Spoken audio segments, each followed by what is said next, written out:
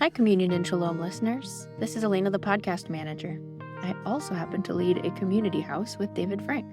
Today, we're bringing you a live recording of a conference workshop that David and I presented on building households and communities together. What different community models could be, some of each of our stories, what's worked, what hasn't. We presented this at the 2023 Revoice conference, which, if you aren't familiar with it, is a conference aiming to see gay/same-sex attracted people who adhere to historic Christian teaching about marriage and sexuality, experience peace and belonging in their local faith communities. Of course, all of these are also topics we care about a lot on this podcast. It was my first time attending the Revoice conference, and this was a fun workshop to present to a very enthusiastic and sympathetic group. David and I are still learners in our journey of Christian community life, but in the spirit of sharing and learning together, we wanted to share this recording with you in all of its real-life messiness outside a podcast recording room. We've removed a few details to preserve the anonymity of people who didn't sign up to be highlighted in this podcast. We also mentioned a PowerPoint and worksheet. We'll put links to those in the show notes if you'd like to take a look. And now, on to the live recording of the workshop, Building Households Together, Nurturing Belonging and Spiritual Health. We're going to get started. More people might walk in. Can you guys hear me? Yes. Awesome. Welcome. My name is Elena. I'm David Frank. And we are founders of a community house in Minnesota. We're here to talk about households and launching community houses and other related topics today. Looking forward to that with you guys. My first question before we get started, for all of you, can you raise your hand if you've ever had a non-family housemate or roommate? Okay, a lot of you. It's a common experience. Raise your hand if having a roommate was a terrible experience and you thought maybe I never want to do this again. A good number of you. Also a common experience. We're going to talk about several of those dynamics today and what it looks like to live with other people as family, as community, etc. So, I will start by introducing myself briefly. My name is Elena. I live in Minnesota. David and I started a community house together. I am straight, I'm unmarried, and I really love community and living with other people. I've never wanted to live alone.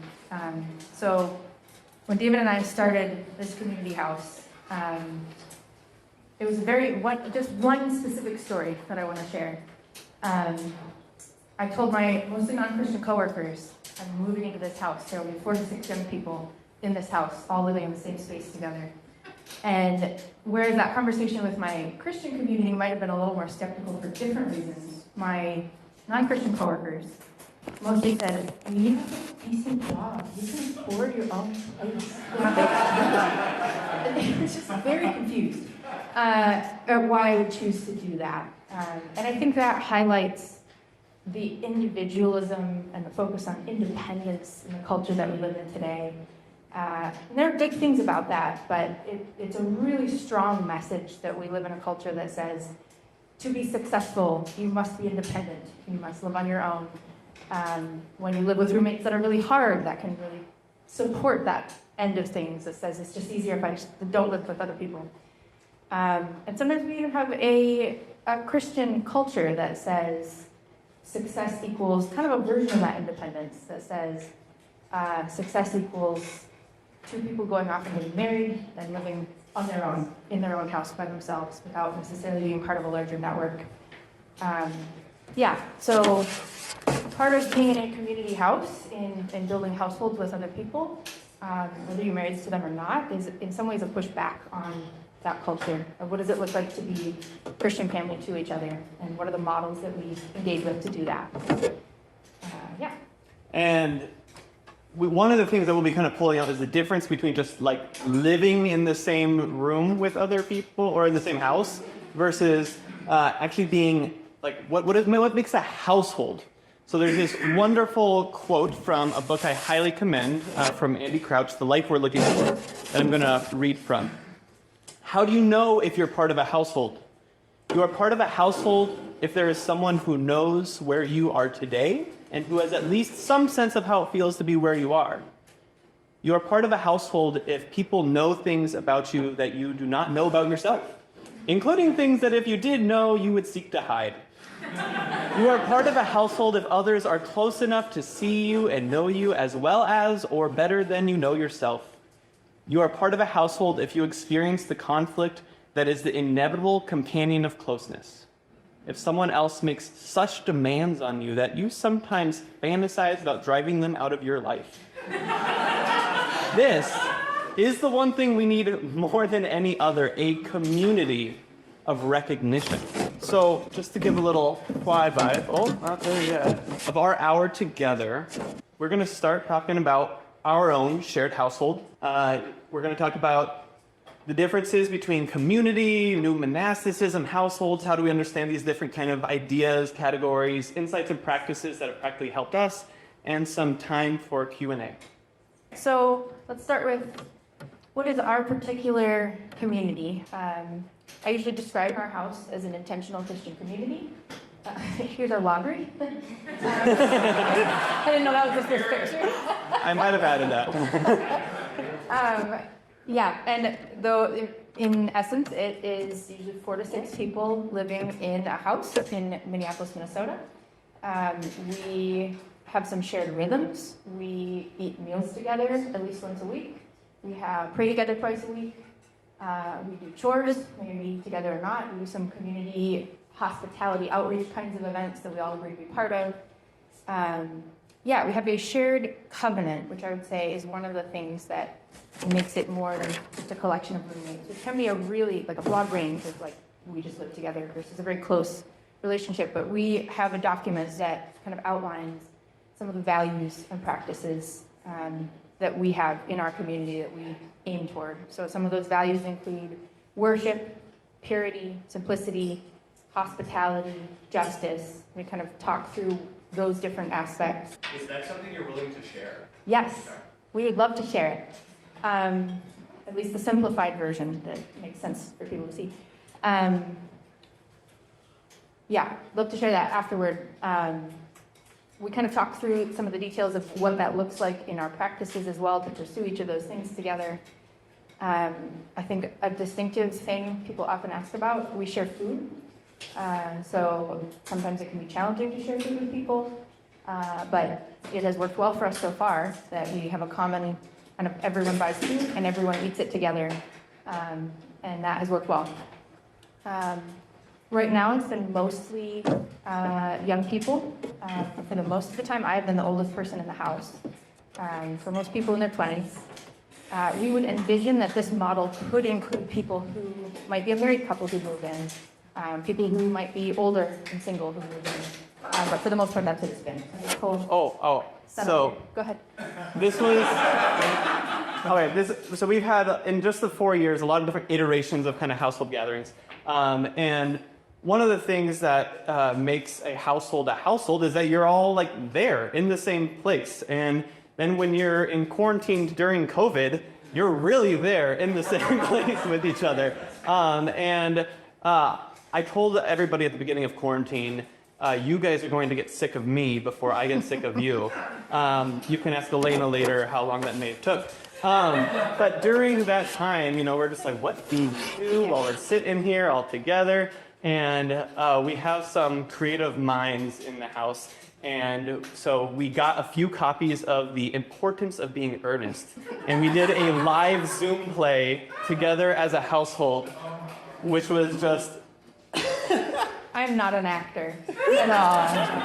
We did this thing on multiple screens. I think we had 6 family members watch this start to finish because it was terrible. Bad British accents, the whole works. It was, no dress rehearsal. It was a great time. But we have a lot of fun, and it's been fun to engage the different things that people in the house want to do. I think it's easy to be we're all really serious and we do this serious thing. Sometimes that's true, but it's people living together and you do what works with the community. So. You know that we're not the best actors, and the star of the show was our dog, Little Bear. Yeah. She did amazing. Sorry, tell us about the history. So you might be wondering about how did this actually come about? I've been living in community for a while. My name is David Frank. I was born and raised as a Mennonite in Arizona, came to college at a Christian school, Northwestern in Minnesota. And that was my first kind of, outside of my Christian family household, my first exposure of this, like, oh, Christian community, what goes on here? Like, this is super fun living in the dorms. I could live in the dorms forever.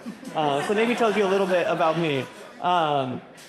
And then as I graduated, I was just like, okay, Lord, I don't want to live alone. Should I move into the basement of a family? And I was like, the Lord actually kind of answered he planted that desire to live in the dorms forever. And that I moved into a different Christian community house near the University of Minnesota. And I was kind of the house director there for a while and continued to get this more exposure of, what does different forms of intentional Christian community house look like? And then I was praying and praying. Well, I can't live in Dinkytown, that's the college area near the U of M, forever. Don't want to really be on frat row forever. So I want to kind of see something happen in a neighborhood, where there's just like kids running around.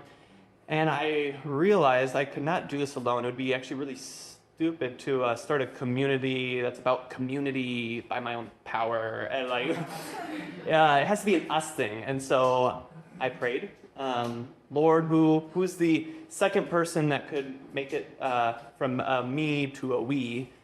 And I was carpooling one day with Elena to a church member's play and was talking about my hopes and dreams for community. And she said, oh, I'm really interested in that. My eyes got wide. I was like, how interested? A couple hours later, we talked more. 3 weeks later, I called her and said, there's a house I want to buy that meets all my criteria. How serious and interested are you?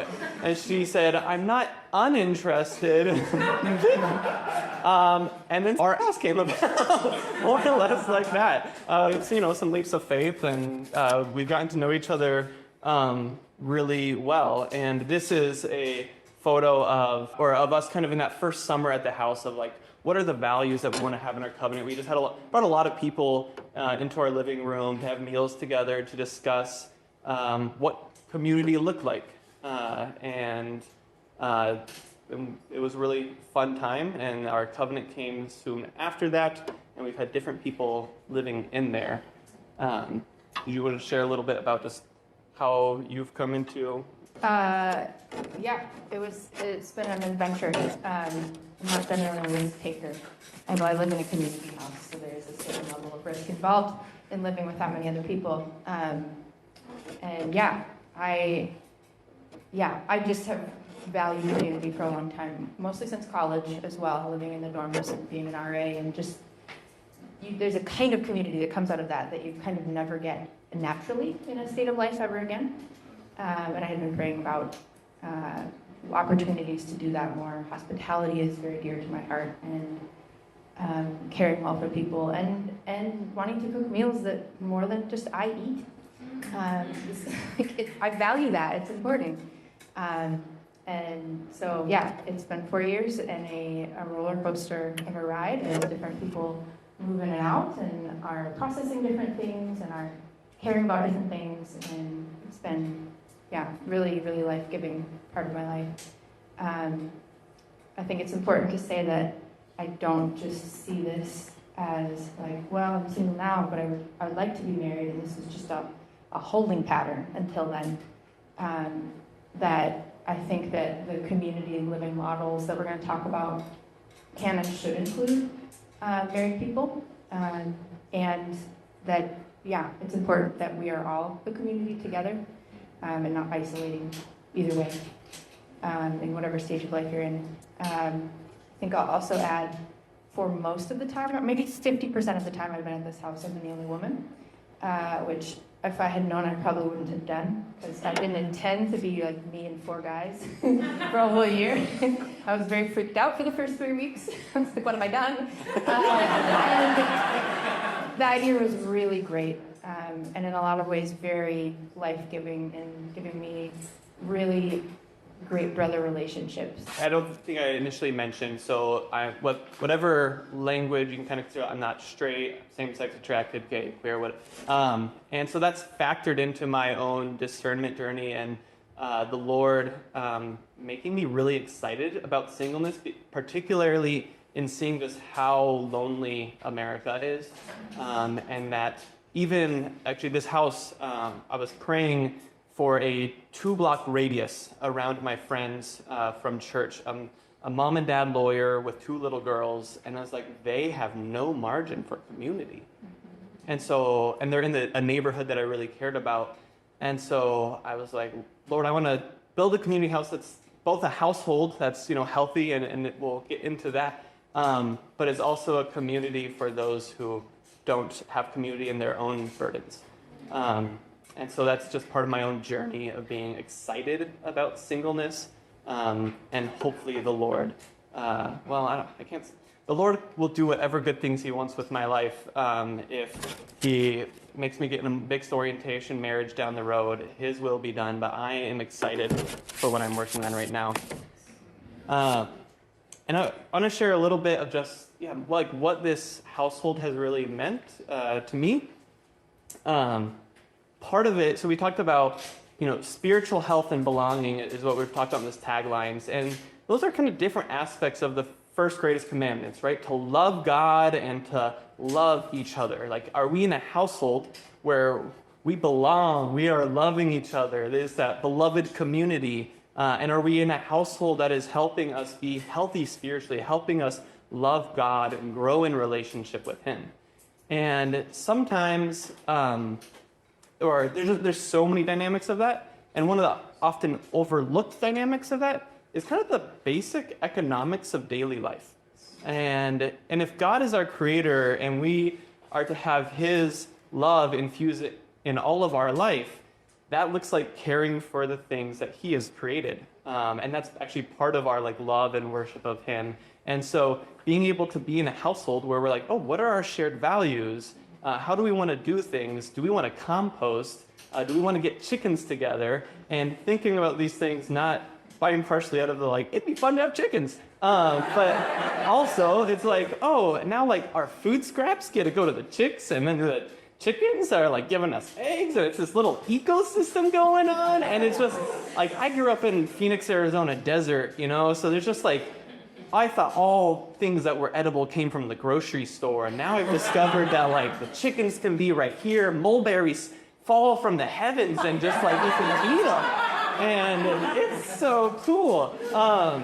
And all of this, I want to make sure our category of spiritual health is not just devotional life, but it is also how are we practicing stewardship? And it's really hard. If you want to minimize plastic usage as just an isolated individual, you're just oh, the system, I go to this store and they give me all this plastic, I buy this on Amazon, so much plastic. And then once you form a household, you're okay, we actually have a little box where we can start making intentional decisions. We can take this little tub and go to the Terra Market and refill our peanut butter. And one plastic tub down, let's do it again, praise God. And these are some of the parts about household economic life that are actually a huge part of our spiritual formation, is that daily life. And it's so much easier to do that when you have people next to you who each bring their own kind of passions and interests, and are able to bring up, it's Elena's really passionate about, what are you I'll tell. Did you have more things you were going to say? About sharing food. I am passionate about sharing food. Yeah. What I would say to follow that is just I think that there's there's a multiplication that can happen when you live with other people, in that your household can maybe not just to do more in a productive sense, but engage differently and care about what each other cares about. And for me, that is a lot of I get to cook a meal that I would not otherwise cook, because now 6 people are going to eat it instead of me eating it 6 times, which I don't want to do. She's also really good at salads and soups, and I have learned that canning is still a really practical thing to do these days. You're going to make us sound way more impressive than we are. Pretty impressive. Yeah, I guess I would just say, to add on to that, I think something that has been a real value in my life is the rhythms that we get in as a house. There are times where I'm like, I probably would be skipping praying for far longer than I want to, maybe weeks at a time, but we have that built in, and people are pulling me along. And that can be the only thing that I'm doing, but they are pulling me along and encouraging me in their spiritual walk. And in the practical daily life thing of like, we are all going to try to compost together, so let's try to make this happen. And everything in between. Living with people who have those shared rhythms and shared values is easier than trying to do it on your own if you're going the same direction. I really valued that. Not only do we have like a shared meal together at least once a week, but we are actually common pantry. We have a shared fridge. All our groceries are in together, and there's that kind of like economic solidarity in this small way. There are, when you grow up with your parents or parent, they're buying all your groceries, and you're not like, oh, how do I like fend for myself? You know you belong because you're fed, and because you go to the pantry and it's our pantry, and to be able to experience that still in daily life is such a blessing. There are times and different circumstances where dietary restrictions, etc. But being able to say, just because like your housemate, he's a soccer player and he probably eats twice as much as everybody else, we're not gonna like nickel and dime him because he belongs here, and we do this together. These are some awesome neighbors. They're super cool. I think there's just that's part of that partnership, of just something that I think that my heart craves a lot is like, I just can't do everything alone by myself. Like, I need people to partner with, and it's hard to find, just like someone who's equally passionate. But when you're in a household, there's just ways of like, hey, I wanna get to know those neighbors over there, but I'm a little scared to go by myself. Can you come with me? And the other person's like, wasn't on my radar at all, but I'm happy to like partner with you in this. And that's just some of the multiplying effect of being in a household. All right, next question. Show of hands if you want. How many of you have ever felt like being a real adult means living on your own? Or maybe even just having like your own parking spot or toaster oven or whatever. Yeah.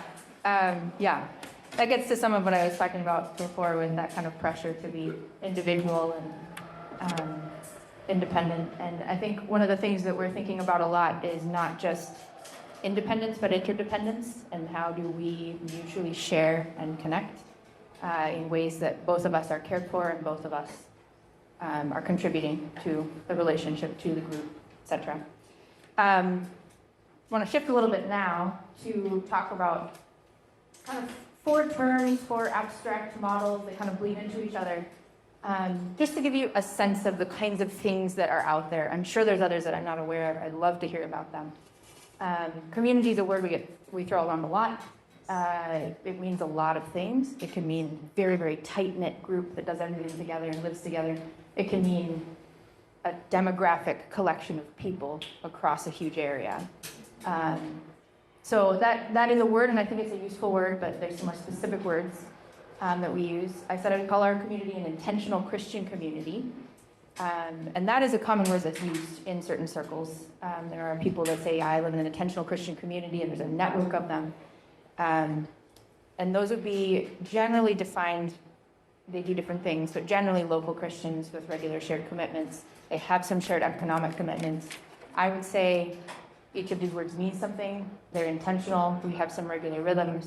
They're Christian. We have some specific creeds and things that we are aligning with.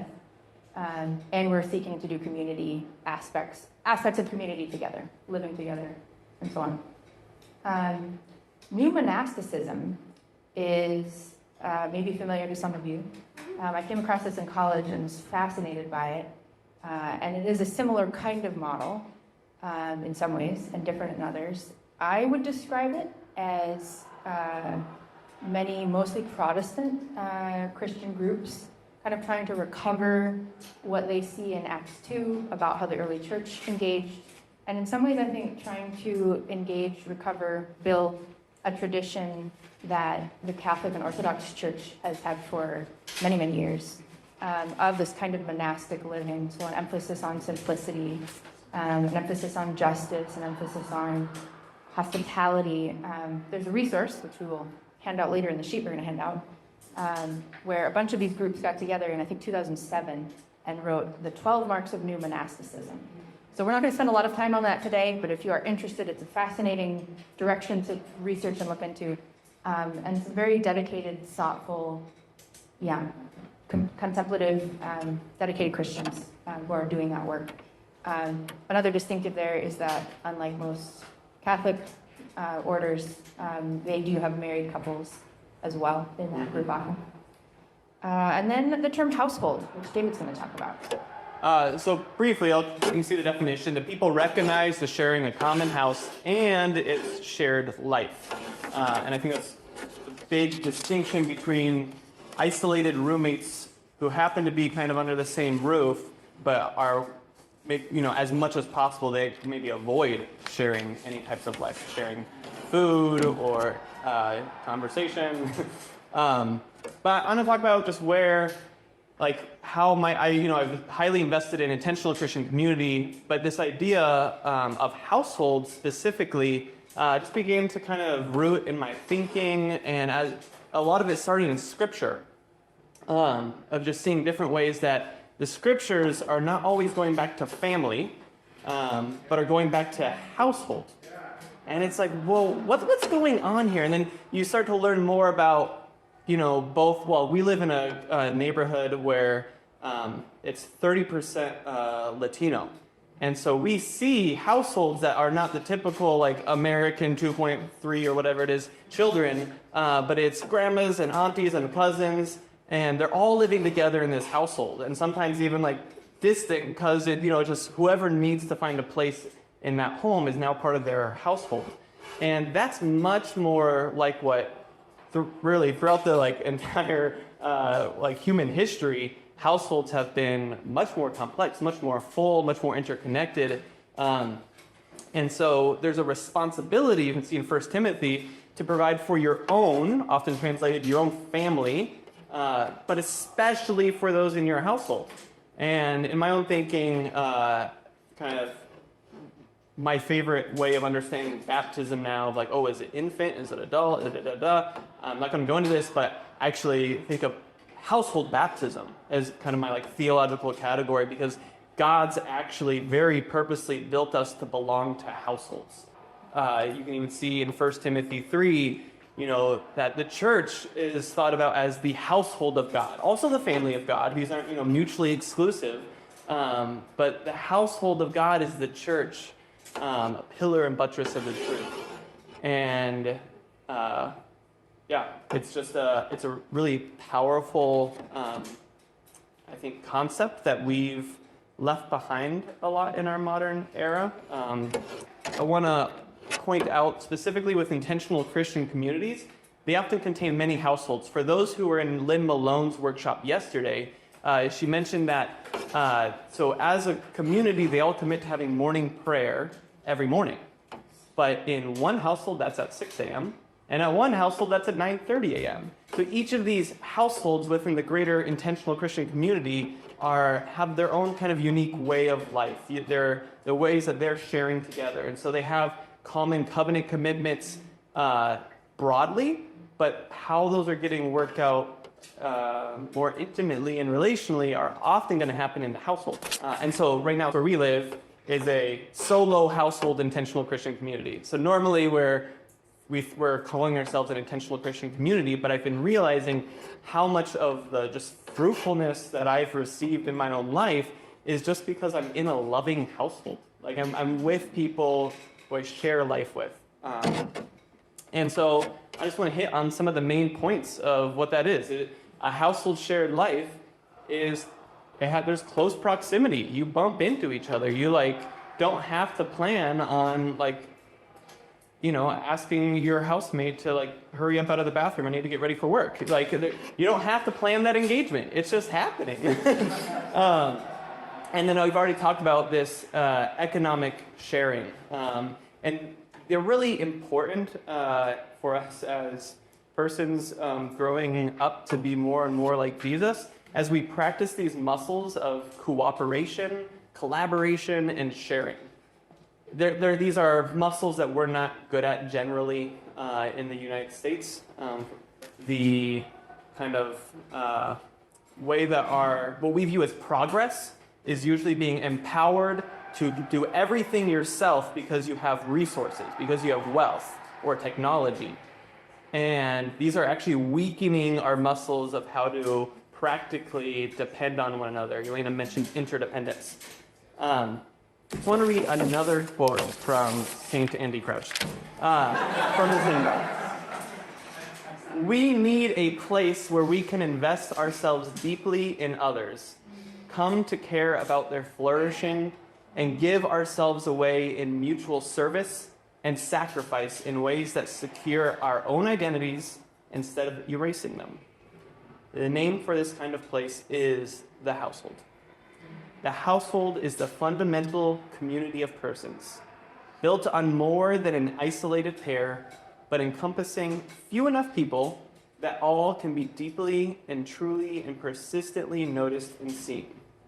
The household is perfectly sized for the recognition we are all looking for the moment we were born. I just want to say that I think it can be really easy to hear some of these stories and maybe these quotes, and that it can either sound impossible to do something like this, or possibly, if we're painting too rosy of a picture, it can sound really easy. And I think neither of those things has to be true, is true. I see a lot of what we are doing is just living with people and trying to do it well. Living with people is tough. They're irritating and they don't think like you. And it's hard. And you don't think like them. And they're like, why are you doing that dumb thing? And you have to work it out. And I think there's a lot of opportunity for growth and for God to work in all of us as we try to love each other well, in spite of, and maybe because of, our thorny edges and pieces that we don't like or that other people don't like. I think it's valuable, and I would encourage you, if you're like, that's impossible, it's not. But keep thinking through, and if you're thinking it's really easy, keep trying it. It's both. Yeah, sure. Yeah. This piece of being recognized, for who you are, like so much of what our hearts long for, to be come home to a place that feels like home, and that it takes work and and each of us have our own scars that we bring to the table, or different family cultures that we come from, of how to deal with conflict, or how much my voice is cared for and heard. And there's a beloved friend that I think of a lot, in how their time at a different Christian community house has been both just some of that deeply I can be myself. I can come home, I'm loved, these people care about me. It brings me so much more life and stability. And then simultaneously can come to that because of these old wounds and deep heart beliefs, or I don't know how. There's just this does my voice matter here? Am I loved? If I disappeared, would they care about me at all? And we can't fix all that. We can't make all that better. That is not a thing where we can say, oh, just step in and love you more and finally you'll believe us. So it's also a process of us figuring out how to love that housemate well. In the midst of where they're at. But there's something you can do, right? It's you can't fix it, but this is the household of Christ's love that you are trying to build. And so it puts you in a place of humility of just Lord, I've been trying to love them. I've loved them in all these ways, and then they don't see it. And so, you can like read the love languages book, that might help. And then it's, in what ways do I need therapy? Do my housemates need to go to therapy to help work on these deeper matters? And then just pray, like, Lord, help me to love in a way that they can receive it, and that ultimately your love will be known through it. And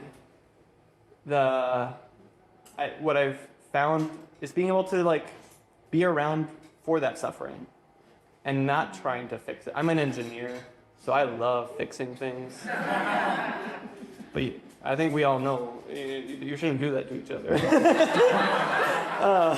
And so actually just like, okay, David, like hold back. Let me just be like, I'm sorry, this time in your life is really difficult, but I still want to be here with you.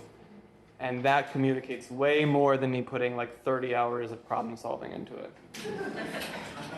Yeah, and I think one of the things that helps with kind of helping people in that recognition space is that we do have a small household. It's not huge. It is possible for me to say, I haven't seen you in 3 days. Have you been sleeping? Like, how are you doing? Because there's only up to 6 of us. And that, it just practically, that's helpful for us.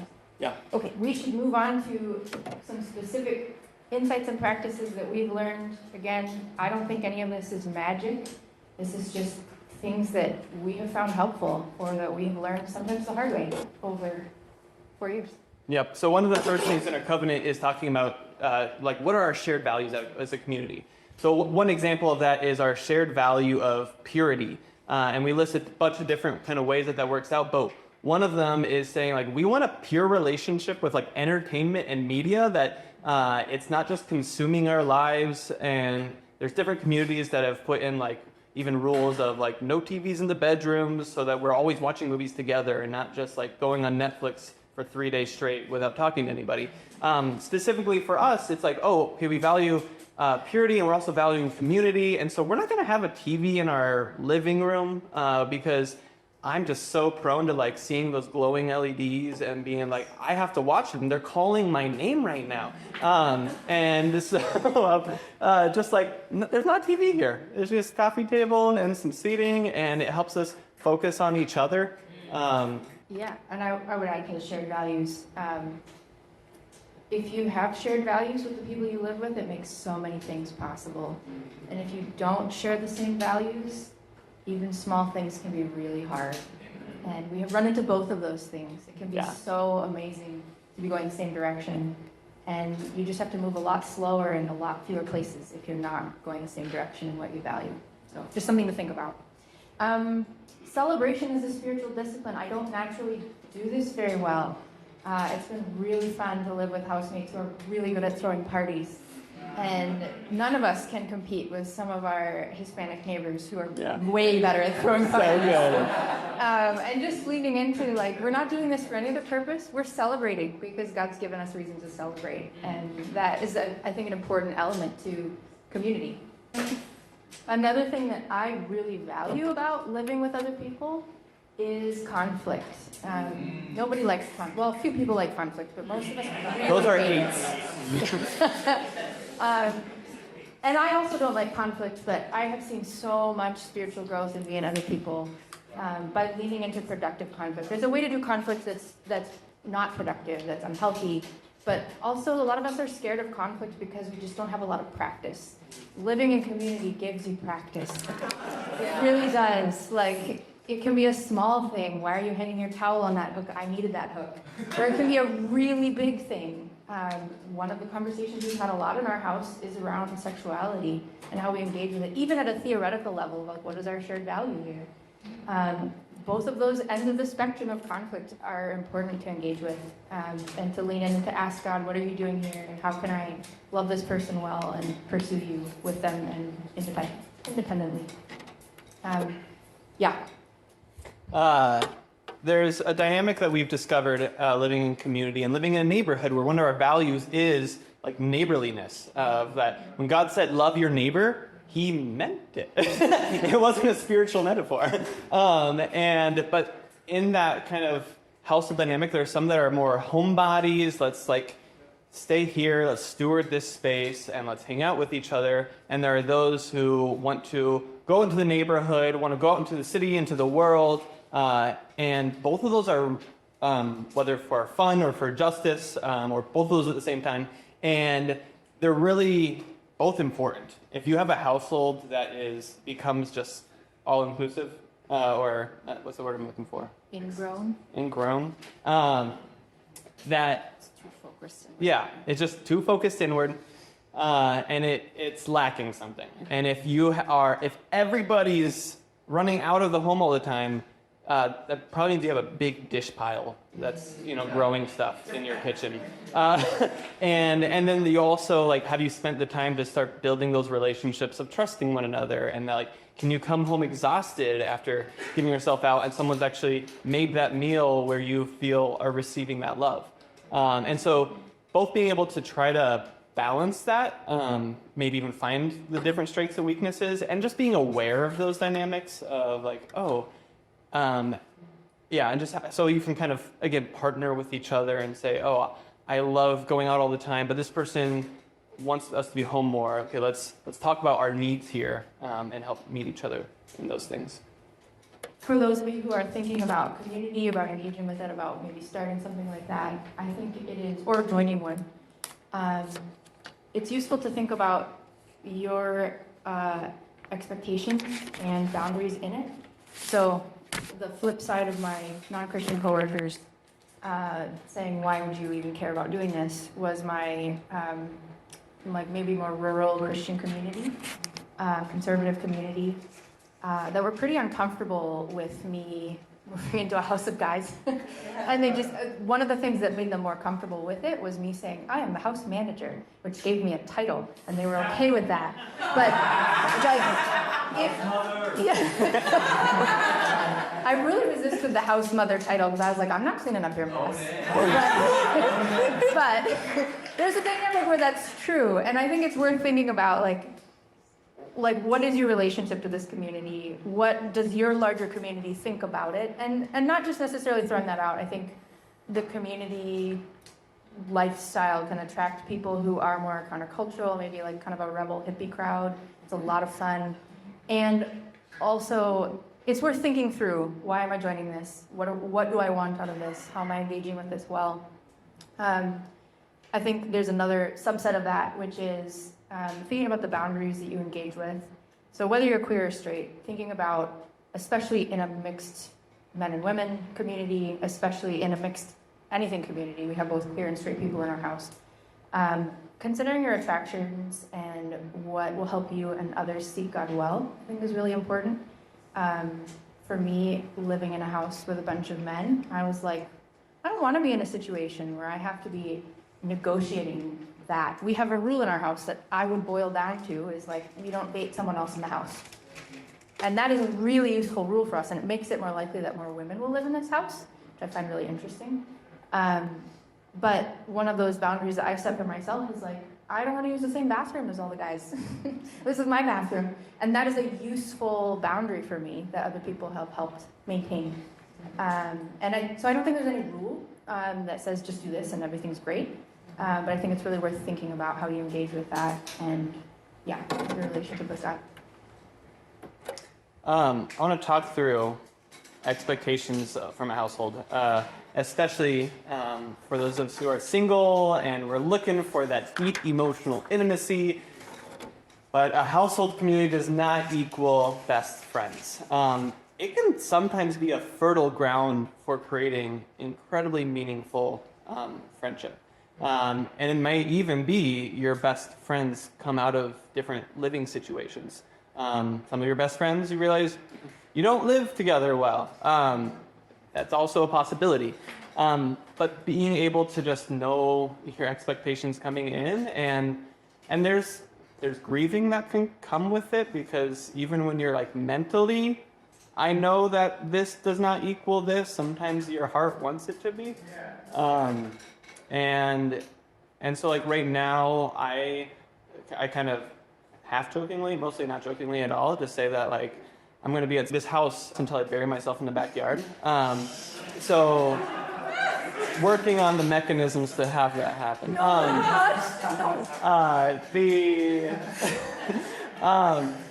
Sorry, where was I talking about? But with my, I'm ready to be here, unless the Lord does something very different. I'm ready to be here, and knowing that, any of my housemates who I deeply care about, who, now for 4 years, we've been doing life together with, investing in each other, investing in this household, something could happen, and they could be gone in a month. And, if we just dwell on that, that can make you really scared. And I just keep going.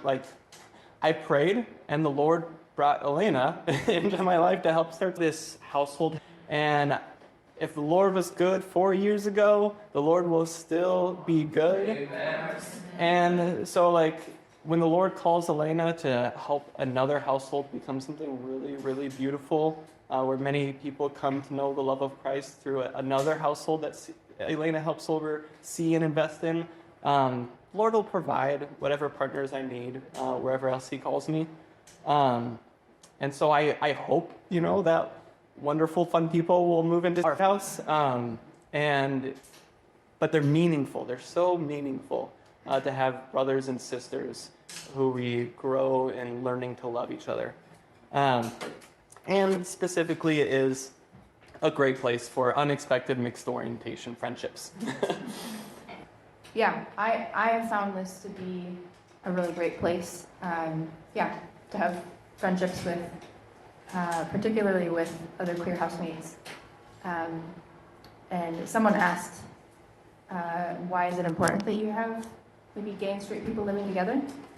And I can only speak for myself, and then I think it's been a really valuable part of my own journey. I mean, I literally wouldn't be at this conference if I didn't live with David.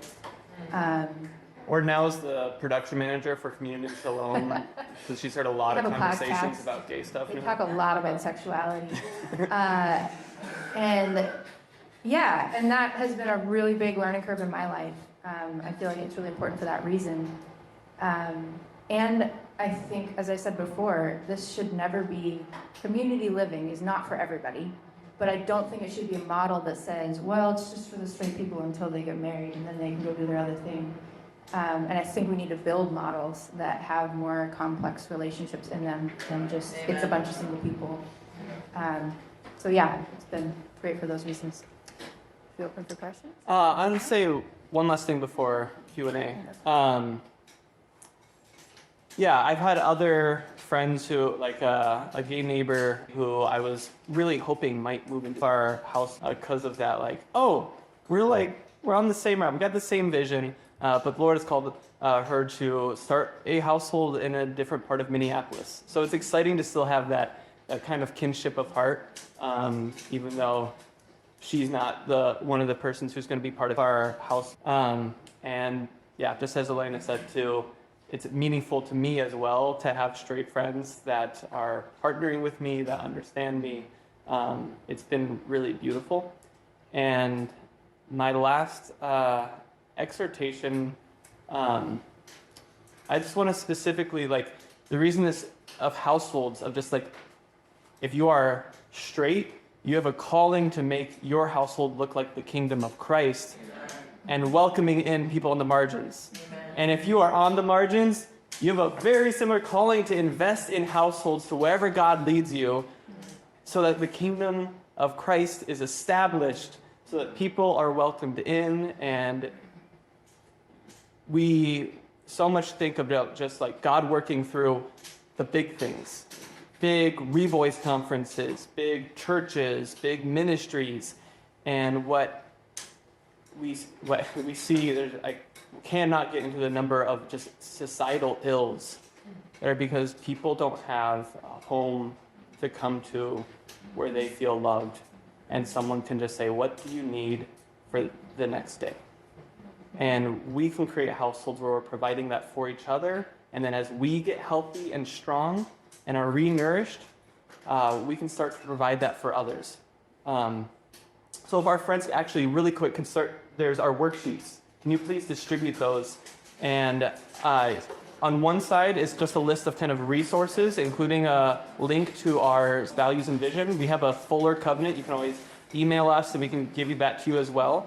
On the other side of this worksheet is a list of questions that if you are thinking about how God might be calling you to invest in household life. It starts with the questions of just, well, what are my capabilities right now? Maybe you are barely making it through day by day. You have a terrible job.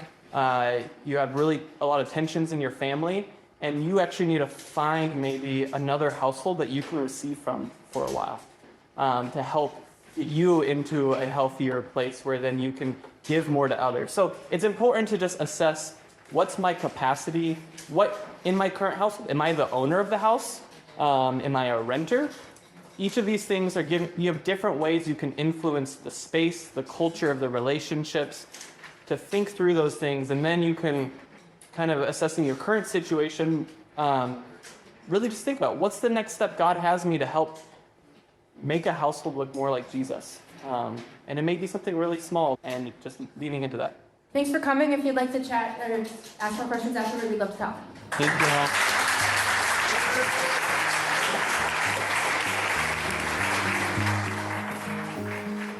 Hey listeners, I want to let you know about the Communion and Shalom Patreon.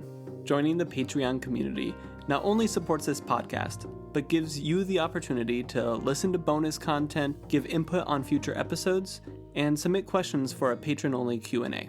We're so thankful for the support and encouragement from so many listeners, and we hope that this podcast continues to be meaningful to you.